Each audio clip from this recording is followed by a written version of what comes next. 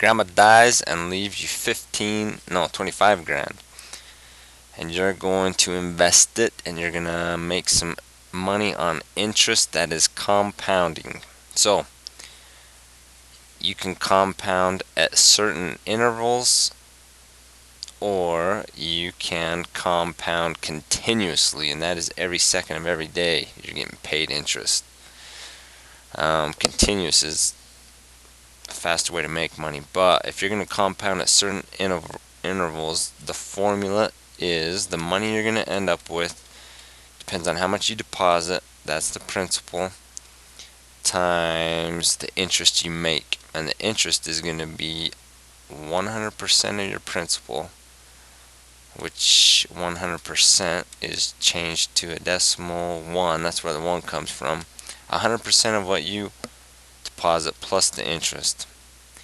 And it is going to be the rate divided by the number of times you compound, that's n, raised to the exponent of number of times you compound times how long you leave it in.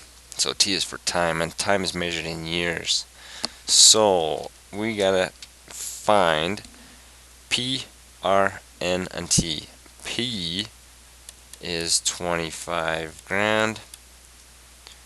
R equals 4.5%. Move it over 2 times 0.045. And if you're compounding monthly, they're going to pay you interest once a month. So that's 12. And then T, time, how long are you going to leave it in there? 18 to 65. So 65 minus 18. Time is going to be 47 years. So, question A, how much can you have? How much can you expect to have in your account when you retire? So 25 grand times 1 plus 0.045 divided by 12 raised to the 12 times 47. So just punch that in on your calculator and hit enter. I gotta go grab a calculator. Okay, I just punched it in and I got 206 grand, $421 and 48 cents. Okay, now B, you're bummed because you want it to turn into $1,000,000.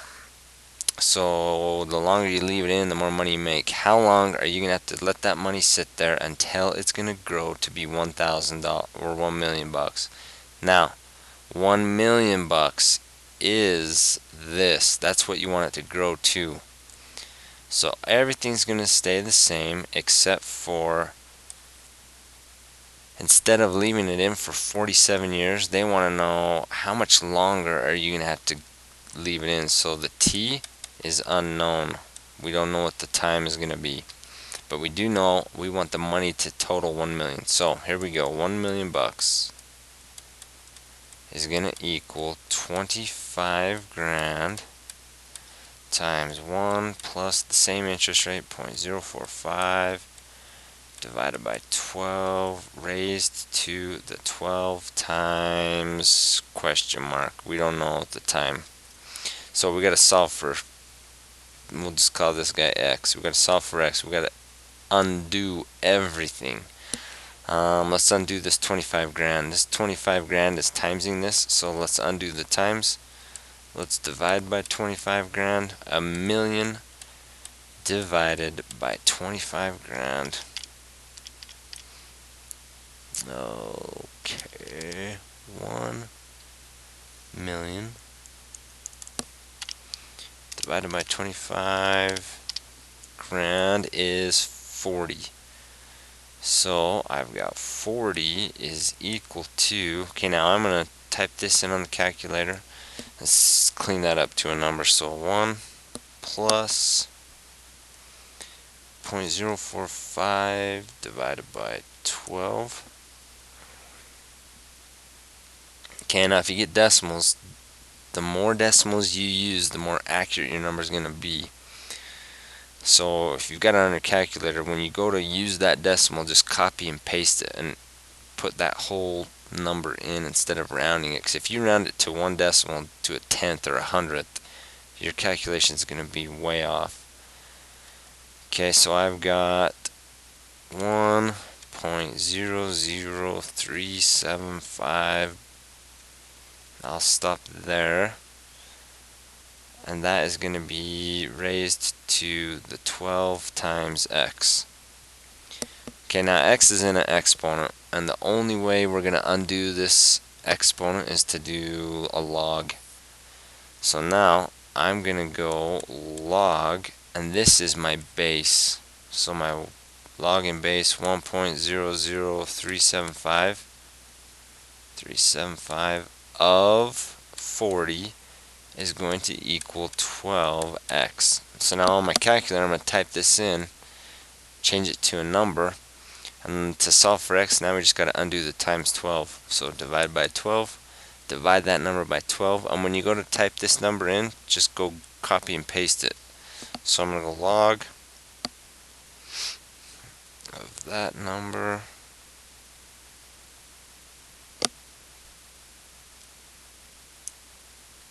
Okay, divided by 12. And we should get time is equal, I got 82 years. You're going to have to leave that money in 82 years to grow at $2 million. So you'll probably never see it. You're probably going to die. So you need a better interest rate, or you need to start adding money to that 25 grand. Okay, C. Now your broker tells you if you will up the initial investment from 25 grand to 35 grand. So if you give him more money to start with, he will give you a better interest rate, and he'll compound continuously. So something growing every second of every day, that is kind of where E comes from. So E is kind of, it's an irrational number like pi. So the formula is the money is going to be equal to the amount you deposit times E to the interest rate times T, how long you leave it in there. So here we go. P is going to be 35 grand times E. The interest rate is 7%, so that's 0.07 times T. What did we use for the time? 40 something years, 47 years. So the time's going to be the same. You're going to leave it in for 47 years. Okay, now punch this in on your calculator. And let's see how much we get. 35 grand times E to the 0.07 times 47. Okay, so if you give him 10 more grand, the money is gonna be almost $1 million. 939,523 cents. Okay, D, how long is it going to take for you to build up to a $500,000? So it's going to take you 47 years to build up to 940 grand. So a $500,000. A $500,000 is the money. So that is 500,000 is equal to, you're going to give him 35,000. Times that by E, your interest rate is 0.07 times the time, and that is unknown. So solve for T. So let's ditch this 35 grand. Divide by 35 grand. Divide this by 35 grand. So 500,000 divided by 35,000. And my calculator gives me a simplified fraction. 100 over 7 is equal to E to the 0.07 T. Okay, now Same thing, to solve for this variable is an exponent. The only way to undo an exponent is a logarithm. So I'm going to go log, my base is e of this 100 divided by 7, and that's going to equal to 0.07t. So now my calculator, change that to a number. So log of 100 divided by 7, log and base e. Okay, and I got some crazy decimal. I got 2.65926 equals 0.07t. Divide by the 0.07, divide this by 0.07. So that number divided by 0.07, and the time for it to grow to 500,000 is almost 40 years. 37.98 years, 989. So it grows really fast in the final years. So if it takes you 37 years to get 500,000, but at 47 years you're at 9 million, it's the last few years that the money really takes off and grows. Okay, now equations where your variable is tied up into a log or an exponent. So here we go. Solve for x. Okay, now x is tied up into this log, and this is a log base 9, and this is a log base 9. I'm going to take these two logs and I'm going to condense them into one log. So if you are adding logs of the same base, the property says you take log and base 9, take the first one, and you times it by the second one. 4 times 5x. Okay, so that is going to simplify to log and base 9 of 20x. So I'm going to change this into this, equals 1. Okay, now x is tied up into a log, and how you undo a log is exponent. So I need a base, I need an exponent, and I need what it equals. 9 is the base, that goes there. 1 is the exponent, that goes there, and 20x is there. So I've got 9 to the 1 is just 9. 9 equals 20x. Now undo the times 20. Divide by 20, divide by 20. So x is just equal to 9 divide 20. And they got nothing in common, so it's not going to simplify. Question number 2 is different. Okay, now you got to solve for n.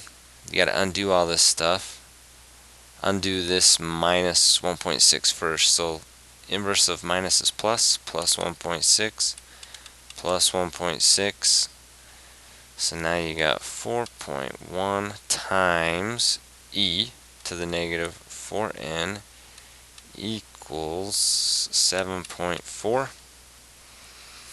Okay, let's ditch this 4.1. It's 4.1 times e, so undo the times. So divide by 4.1, divide this by 4.1. So 7.4 divided by 4.1. Yeah, that's some awful decimal. So save that decimal. So we got this, e to the minus 4n equals 7.4 divided by 4.1. Okay, now you got to ditch this minus 4, and you got to ditch the e. You got to ditch the base first, you got to ditch the e. And the only way you can undo a base is to morph it to a log.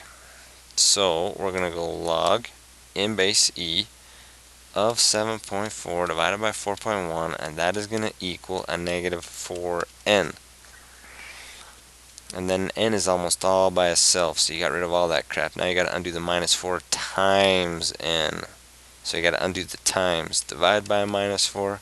Do this on your calculator first, and whatever you get, divide it by a minus 4, and that is your answer. So log base e of 7.4 divided by 4.1, hit enter, and then divide that by a minus 4. So I've got n is equal to a negative 0.1476. Okay, next one. you gotta solve for x, you gotta ditch the 7.8, you gotta ditch the minus 8, you gotta ditch the 10, you gotta ditch the 4. So first, ditch the minus 8. Plus 8 plus 8. So that's gonna be 97.8. So now you got 4 times 10 to the x plus 7.8 equals 97.8. Okay, now ditch the times 4. So let's divide that by 4, divide that by 4. So you got 10 raised to the x plus 7.8 equals, is that going to be a crappy number? 97.8 divided by 4. That's not too bad. 24.45. Okay, now you just got to ditch the 7.8 and the 10. But you're stuck. You're as far as you can go. You got to undo the 10, and the 10 is a base, and the only way you can undo these exponents is a log. So it is going to be log in base 10 of 24.45, and that is going to equal x plus 7.8. Okay, now you just got to get x by itself. Undo the plus 7.8. So minus 7.8 minus 7.8. So do the log in base 10 of 24.45 first. 24.45. And then subtract 7.8. So we get x is equaling a negative 6.4117.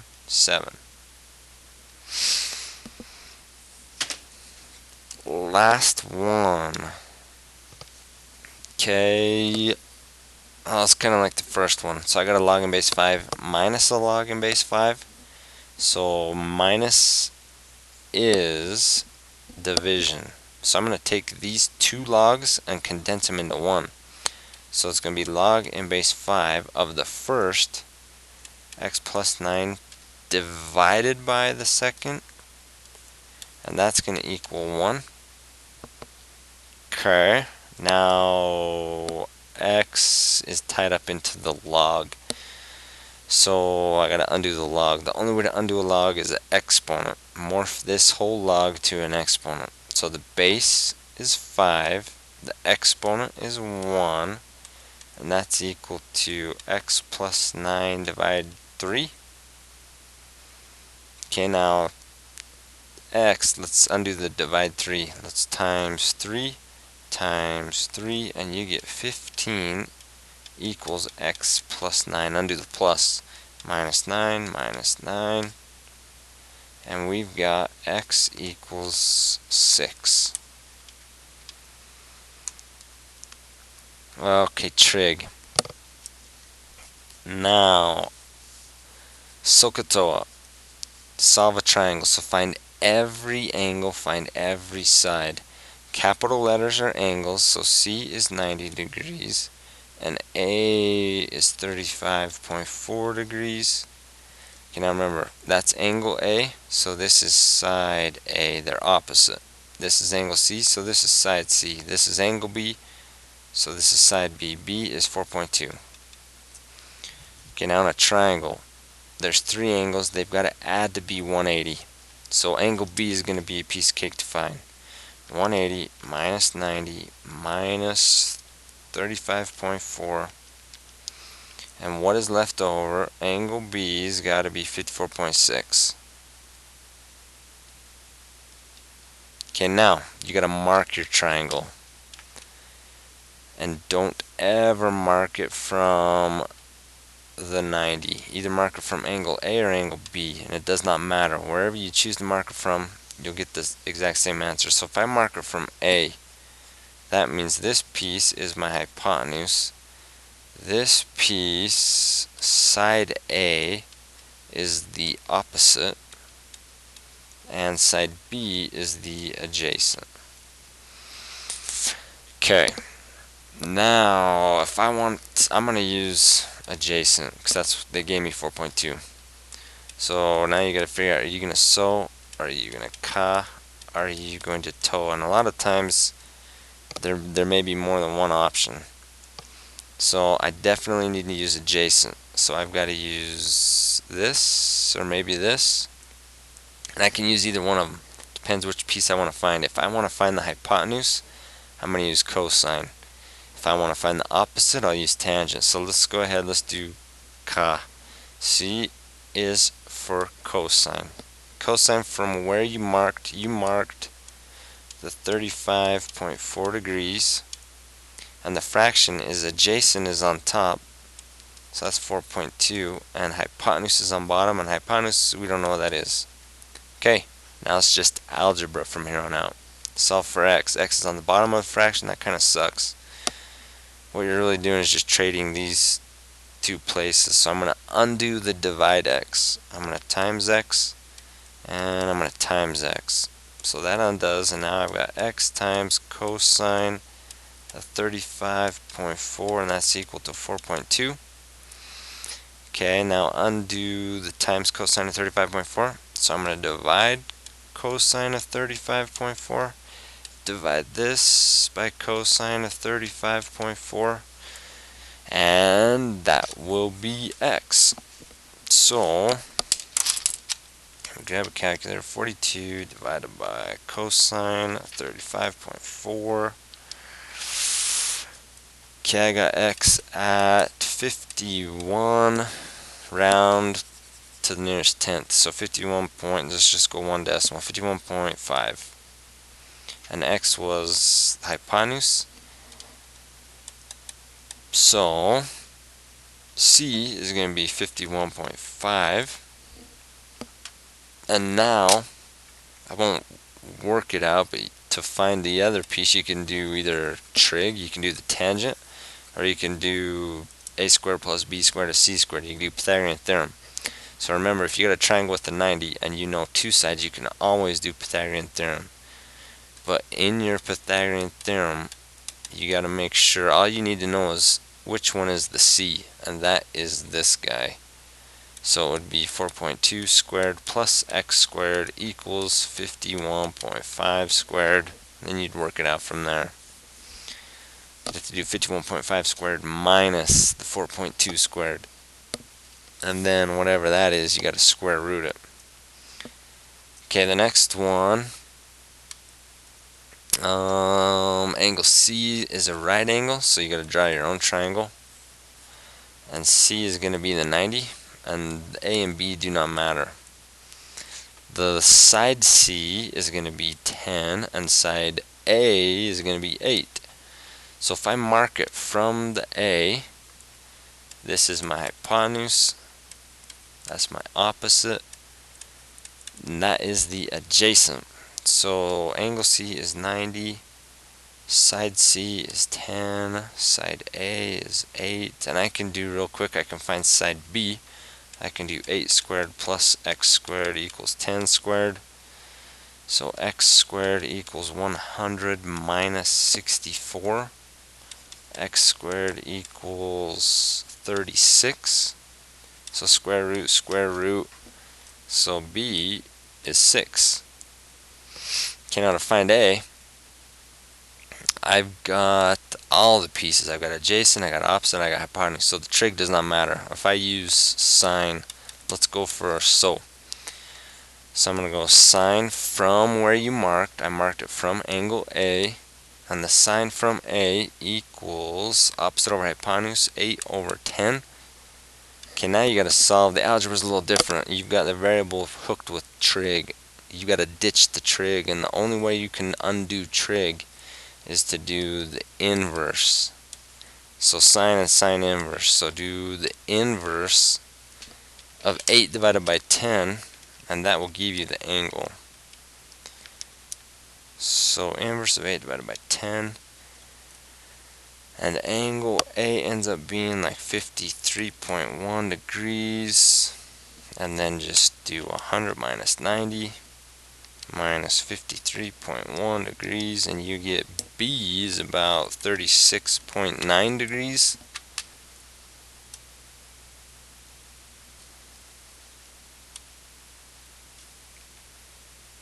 Okay, now you got to draw your own pictures. So it's going to be a 90-degree triangle, and you got to figure out which trig you're going to use. So to calculate the height of a building, Joel walked 200 feet from the base of the building and used an inclinometer, I'm not sure. He used something to measure the angle from his eye to the top of the building. He measured the angle at 76 degrees and his eye level is 6 feet off the ground. How tall is the building? So you just kind of sketch your own picture. So there is the building, and here is Joel, and here's his eyeball with that little inclinometer, and he's gonna spot from his eye, he's looking at the top of the building. Okay, now 200. He is 200 feet from the base of the building, so from the base to here, that is 200. Dun, dun, dun. Oh, 76 degrees. So from his eye to the top, so his eye, here's our triangle right here. This is a 76 degree angle. So it's pretty steep. He's looking almost at 90, so he's looking almost straight up. But the picture's a little bit off. So he's looking up 76 degrees. He's 200 feet away from the building, and his eyes are 6 feet tall. So this distance from here to here is 6 feet. And we need the distance. So the distance from here to the floor is 6. And we want to know how tall the building is, so we want from here to here, which is going to be this piece right here. So your triangle, it's going to be way steep. Should look like this. That's 76, that's X, that's 200. Okay, that's enough. Let's mark it from the 76. If you mark it from the 76, that's hypotenuse, that's opposite, that's adjacent. Let's use opposite and adjacent, so the trig is tangent.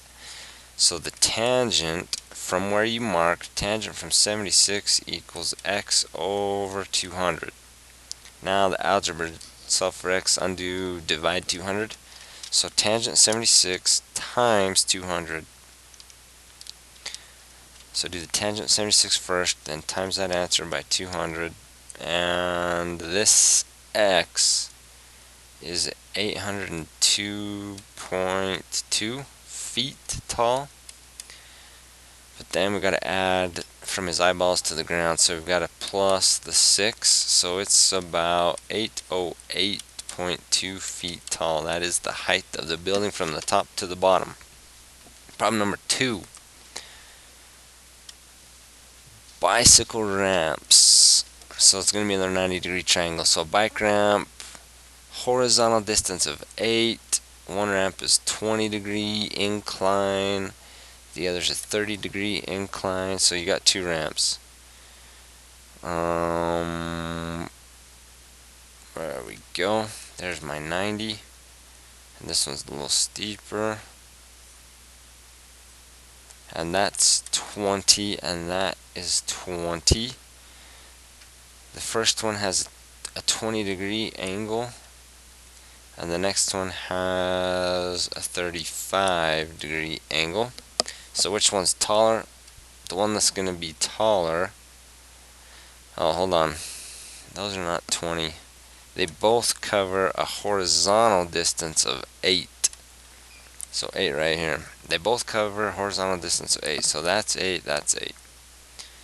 So the one that's taller is going to be the one with the steeper degree angle of elevation. So this one's going to be taller, but the question is by how much? So I need to know the height from top to bottom, and I need to know that height. And it's going to be the same trig. It's going to be tangent, because that's opposite, and that is adjacent. So we're going to do tangent from 20 equals x over 8, and we are going to do tangent from 35 equals x over 8. So solve for 8, or solve for x, times both of them by 8. And this one, x is 2.9 tall. And this one,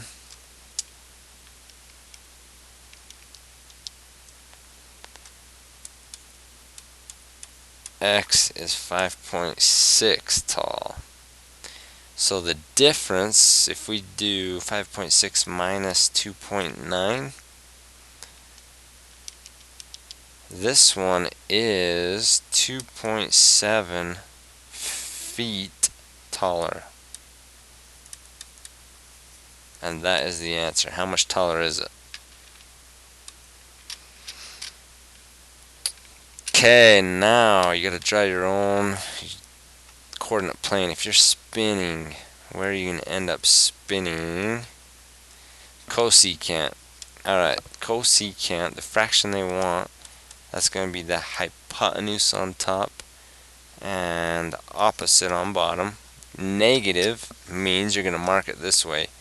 That one's 90, that one's 180, that one's 270, that one's 360. So here we go. Your first piece lays right there. 450 though, 450 is more than one spin, so you've got to do 450 minus 360. 450 minus 360. Oh, that ends you up at 90. Okay, that's actually pretty easy. So you're going to spin around one time, and you're going to end right there. And the procedure is, if you ever land on one of these four axes, just do it on your calculator. So cosecant, that's married to sine. So hold the sine button down. Hit cosecant of a negative 450. Type it in on your calculator, and the answer is a negative 1. So not too bad, because you cannot draw a triangle if you're landing on one of these four axes. Okay, cotangent, the fraction for cotangent is adjacent over opposite.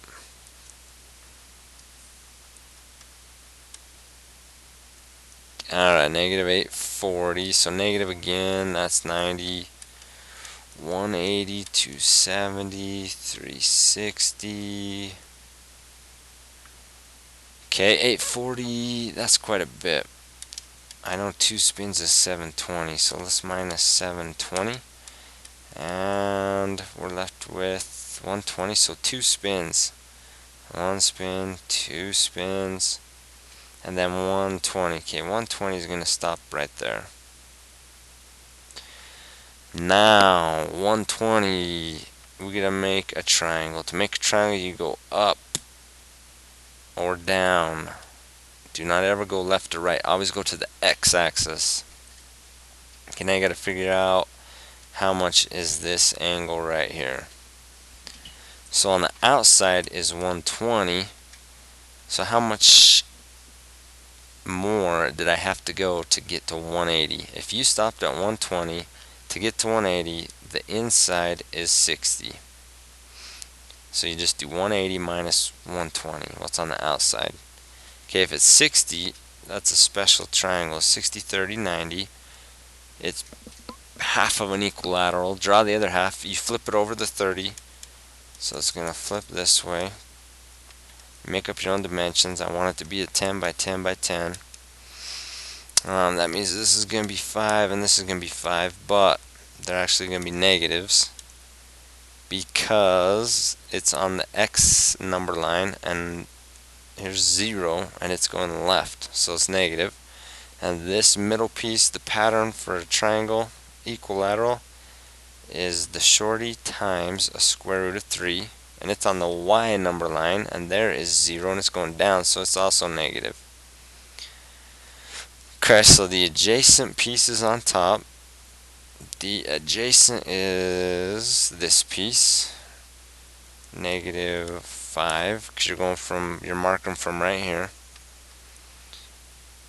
And the opposite piece is this guy, a negative 5, square root of 3. Okay, negative divided by negative is positive. 5 divided by 5 is 1.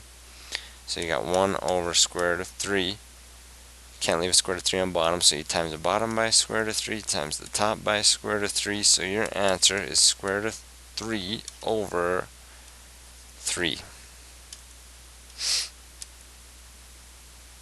Cosine of 13, okay, now pi. Degrees are not too bad. Pi's are parts of circles. Pi's are parts of circumference of circles. And we're not really so sure how big the circle is or how far the circumference is, so let's change it to degrees. Change it to something we're good at. And let's use this unit circle. The unit circle, the radius is 1. And so the circumference equals pi times the diameter. So the diameter is going to be 2. So the circumference is 2 pi. So this is my building block of all the circles.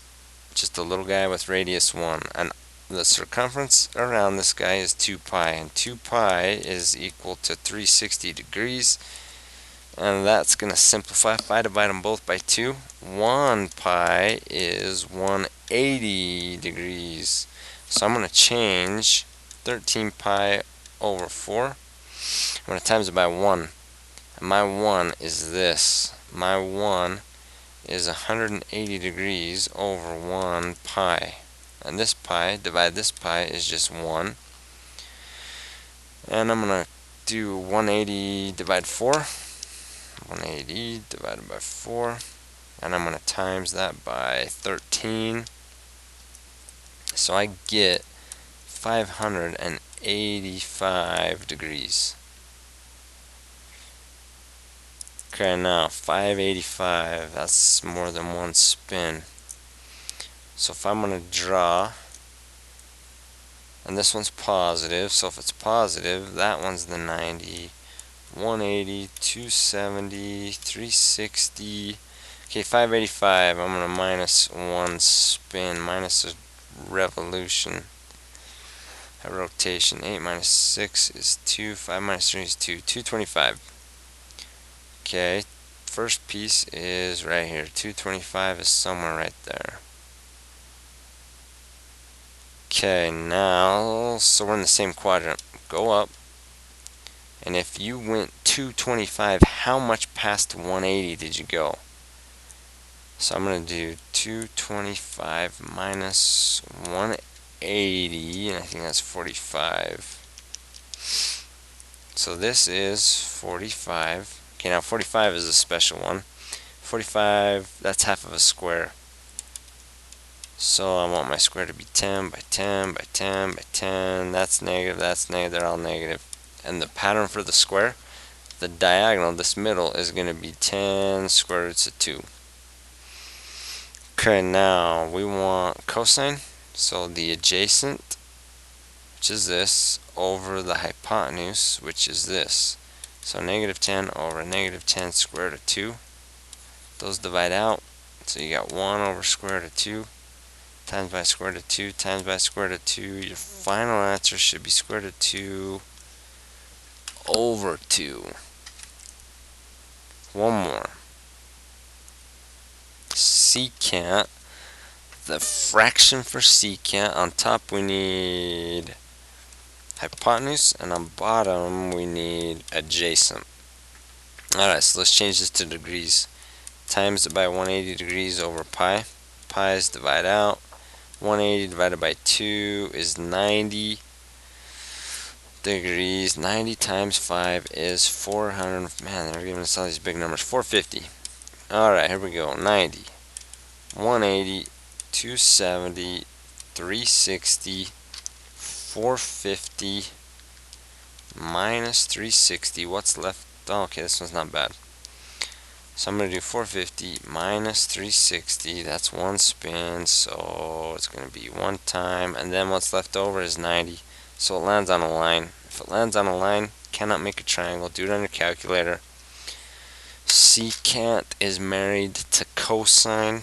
So press and hold the cosine. Slip up to secant of 450 degrees. Hit enter. And the answer is undefined. It should have a 0 on the bottom. Okay, 6, 7, and 8. Here we go. Now, I'm running out of time. So, I am going to do only one of the two. I'll do this one and this guy. And try these other two on your own. And check with me to see if your answer is right. Okay, sine of theta. If theta makes an angle with this dot. Okay, this dot right here ends up in, man, we're always in quadrant 3. So here we are, 0, 0. This is the x, this is the y. So I'm going to go left negative square root of 11. So I'm going to go left somewhere over there. I'm going to go down 5. So that dot, this dot to the origin. But I can make a 90-degree triangle. And this portion is negative square root of 11. And this portion is negative 5. So here is theta. So this piece is opposite, this piece is adjacent. This would be my hypotenuse. They want the sine, so they want opposite over hypotenuse. So I am a negative 5 over whatever this is. And to find that, you can use Pythagorean Theorem. So I know two sides. Pythagorean Theorem says the little guy squared add the little guy squared is going to be equal to the big guy squared. So negative square root of 11 times negative square root of 11 is a positive square root of 121, and that is 11. Negative 5 times negative 5 is 25, equals c squared, that's 36, equals c squared, square root, so c is 6. So it's a negative 5 on top, 6 on bottom. Not too bad. The next one, find the cosecant. Okay, the cosecant is hypotenuse over opposite of this. Inverse tangent of 1. Okay, you've got to do that on your calculator. Inverse tangent of 1. So if you hit inverse tangent of 1, you get back this cosecant of 45 degrees. So you're plugging in the fraction. Anytime you do inverse trig, it gives you degrees. So 45 degrees, that's not too bad. That's something like that. Okay, go down, make a 90. So if it's 45, it's half of a square. I want it to be 1 by 1 by 1 by 1. Everything's positive. The diagonal is going to be 1 square root of 2. And hypotenuse on top is square root of 2. On bottom is opposite. So 1 square root of 2 is your answer. So first change this to a degree, and then just do sine of whatever that degree is. Okay, same thing. I'm out of time, so I'm going to do this guy first, and then check with me on the answer for this one. So find the secant, which is hypotenuse over adjacent. If the cosine, okay, now cosine, that is adjacent. This piece is the adjacent. This piece is the hypotenuse. So let's draw a triangle. Let's put theta here. If you put theta here, that's opposite, that's adjacent, that's hypotenuse. So the adjacent piece is 3. The hypotenuse piece is 5. Let's find the opposite. So let's do 3 squared plus x squared equals 5 squared. X squared equals 25 minus 9. So x squared is 16. So x is 4. So this is Pythagorean triple, 3, 4, 5. Okay, now it wants the secant, so it wants hypotenuse on top, that's 5. Adjacent on bottom, that is 3. That is the fraction it wants. Okay, last one. Area of a triangle. Now, area equals 1/2 times the base times the height. So the height is how tall it is from the base to the highest point, but that line's got to be straight. It's got to be a 90-degree. So this triangle, I am going to spin it. I'm going to make B the top. If B is the top, that means area equals 1/2 times the base. The base is 5. Now the height, I've just got to find this. This is unknown. But I did make, and I'm going to use this triangle on the right. I made a 90-degree triangle, and I know some things here. Here's what I know. I know this piece is 3, and I know this angle is 35 degrees. And I need to know this. So here's what I'm going to do. I'm going to mark the 35. So this is opposite. This is hypotenuse. I'm going to use so. So I'm going to go the sine from 35 is equal to opposite over hypotenuse, x over 3. Okay, now I'm going to solve for x, and I'm in business. So it's going to be 3 times the sine of 35. X is like 1.7207. So that is my height, 1.7207. I'm going to times that by 5. I'm going to cut that in half. So my area equals 4.3018 feet squared, or whatever it is. Okay, that is it. Good luck.